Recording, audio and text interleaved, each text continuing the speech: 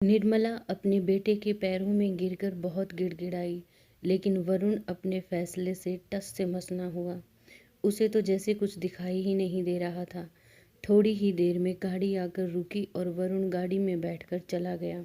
निर्मला के लिए तो आज जैसे दुनिया ही खत्म हो गई। बड़े बेटे ने तो फ़ोन पर ही अपना फैसला सुना दिया था कि उसके बीवी और बच्चे उसके साथ एडजस्ट नहीं कर पाएंगे, और आज वरुण भी चला गया, माँ को अकेला छोड़कर। दिन भर निर्मला रोती रही। अगले दिन सुबह पड़ोस की एक औरत चाय नाश्ता लेकर आई। निर्मला को देखकर पता चल रहा था कि वह रात भर यूं ही बैठी रोती रही है। बहुत समझाने बुझाने के बाद चाय नाश्ता किया। थोड़ी देर में वह औरत भी चली गई। अब निर्मला फिर से अकेली बैठी थी। एक एक पल उसकी आंखों के सामने घूमने लगा। कैसे अपने दोनों बेटों की पैदाइश के समय उसने गांव भर में मिठाइयाँ बंटवाई थी, दिल खोल कर दान दिया था। निर्मला और उसके पति ने अपने बच्चों की अच्छी शिक्षा के लिए कोई कसर नहीं छोड़ी।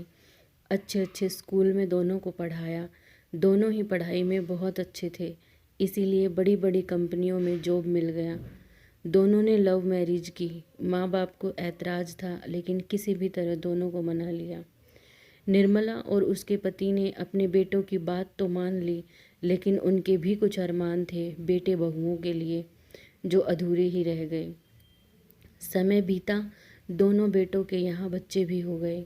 दोनों कभी साल 6 महीने में आ जाते थे। आते ही उनके बच्चे बीमार हो जाते तो तुरंत ही निकल भी जाते। निर्मला और उसका पति भी कई बार शहर गए, लेकिन ज़्यादा दिन तक रुक नहीं पाते थे।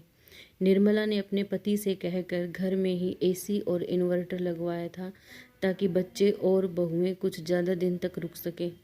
दोनों को इंतज़ार रहता था अपने बच्चों का। कुछ दिन पहले ही निर्मला के पति दुनिया को अलविदा कह गए। दोनों बेटे आए। निर्मला की आंखें बहू और बच्चों को ढूंढती रही। 13वीं की रस्में पूरी करके दोनों बेटे चले गए। किसी ने नहीं सोचा कि निर्मला अकेली कैसे रहेगी। सब लोगों और रिश्तेदारों ने निर्मला को समझाया कि तुम यहाँ अकेली कैसे रहोगी। अपनी ज़मीन और घर बेचकर अपने बेटों को आधा आधा हिस्सा दे दो और अपने किसी एक बेटे के साथ रहना शुरू कर दो। निर्मला ने घर तो नहीं बेचा, लेकिन ज़मीन बेचकर पैसों को 2 हिस्सों में किया और दोनों बेटों को फ़ोन पर सब कुछ बताया। दोनों के अकाउंट में पैसे ट्रांसफ़र भी हो गए, लेकिन माँ को लेने कोई नहीं आया। बड़े बेटे ने फ़ोन पर ही कह दिया कि तुम यहाँ एडजस्ट नहीं कर पाओगी, इसलिए वरुण के साथ रहो। वरुण कल आया था, लेकिन माँ को लेने नहीं बल्कि समझाने आया था कि काम के सिलसिले में कई कई दिन तक शहर से बाहर रहता हूँ। तुम्हारी बहू भी दिन भर ऑफिस में होती है, तुम वहाँ अकेली कैसे रहोगी।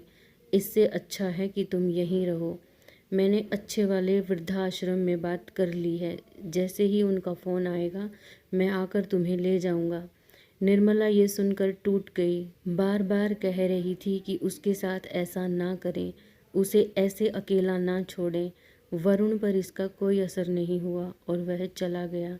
आज रोते रोते निर्मला ने एक ही बात कही, मेरे पति होते तो मेरे बेटे मेरे साथ ऐसा नहीं कर पाते।